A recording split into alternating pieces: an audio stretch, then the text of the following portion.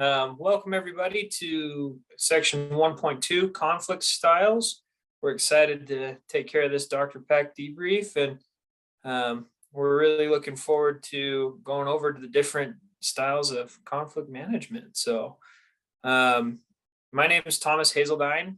Part of the group is Abby Smith, Claudia McClellan, and Matthew Lerdahl. So really, let's get into it.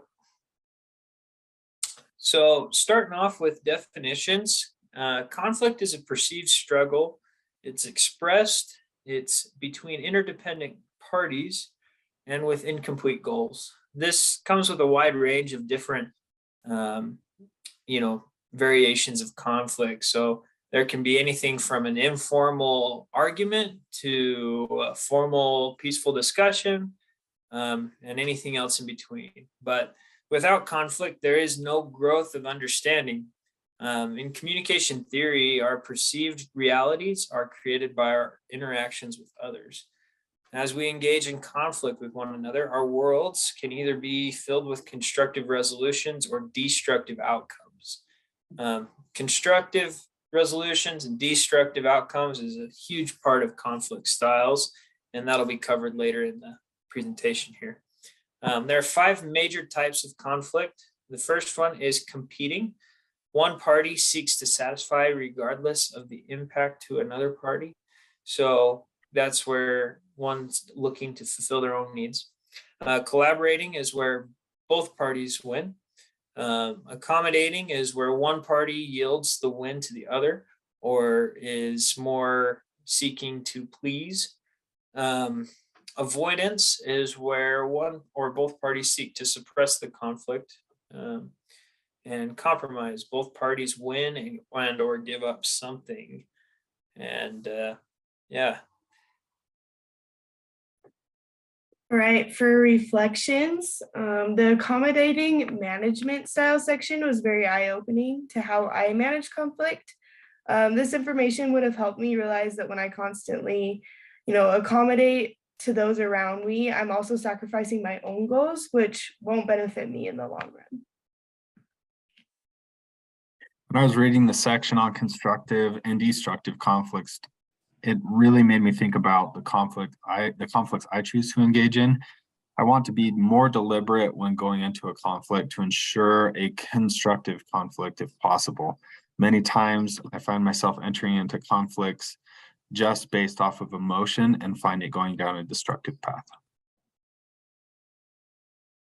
When I was looking at the different conflict styles, I resonated with avoiding the least, which is pretty interesting because it could be a style I could use more of when I resolve conflicts. I tend to be a confrontational person and try to resolve problems right away, but sometimes that can come back and bite me in the butt and make situations worse.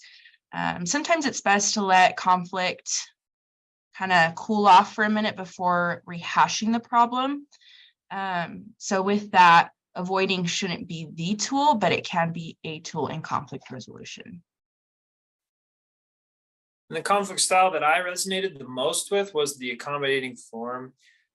Very similar to what Abby said. I feel that I often get frustrated as I tend to give in to others' demands rather than expressing what I would like to receive from a conflict. So there's lots of problems that pose from that. The more I give, the more I get sometimes taken advantage of. But in some respect too, there's also a benefit where that can be seen as service or helpful behavior. And so really depending on how you manage it, the accommodating style can be destructive or constructive, just depends. So that's how it is with all these styles. Going into perspectives, it's not only important to be self-critical when reviewing our own conflict styles, but ask ourselves how others are affected by our style. While we seek good styles to handle conflicts, we may often overlook the pros and cons they hold for the other party. Some questions we can ask ourselves when handling a conflict in the best manner for both parties are, is this a long-term relationship? Will this be a reoccurring conflict? And is a compromise possible? By asking ourselves these types of questions, we can avoid negative conflicts or unproductive conflicts that would have resulted in nothing good. Different applications of conflict.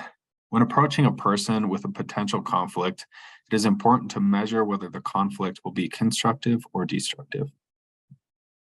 During the conflict, it is good to step back quickly and assess the conflict style that should allow both parties to be heard. The goal would to be a compromise in many situations, but sometimes you need to compete to be heard.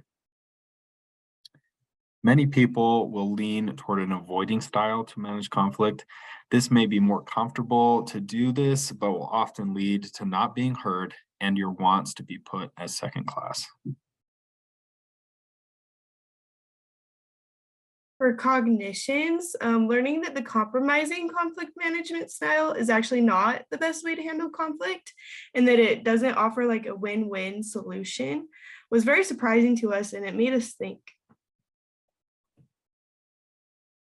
For key ideas, just to kind of wrap up the whole section, I kind of wanted to look at the meaning of interpersonal conflict, which occurs in interactions where there are real or perceived incompatible goals, scarce resources, or opposing viewpoints. Interpersonal conflict may be expressed verbally or non-verbally along a continuum ranging from a nearly imperceptible cold shoulder to a very obvious blowout. And this just kind of, it's important to know the definition of conflict because it can be a wide range, and it's important to understand the range that you're in to be able to deal with the conflict. And then going into that, there can be different types of conflict with destructive and constructive. People that tend to resolve their conflict and have it be destructive tend to have characteristics that include being motivated by high levels of insecurity and fear and are driven by self-preservation.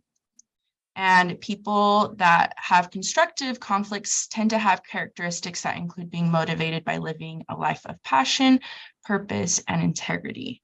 And it's important to know the different types with these two so that you can be more efficient when you resolve conflict and be more constructive. And then the last thing that I thought was really important from this whole section were the different conflict styles. There's 5 different conflict styles. There's competing, avoiding, compromising, collaborating, and accommodating. And they all fit differently within this chart. Like I said, it's a spectrum, and it's important to know the different styles to see what approach you want to take to be able to efficiently deal with conflict and to be more constructive with your resolutions.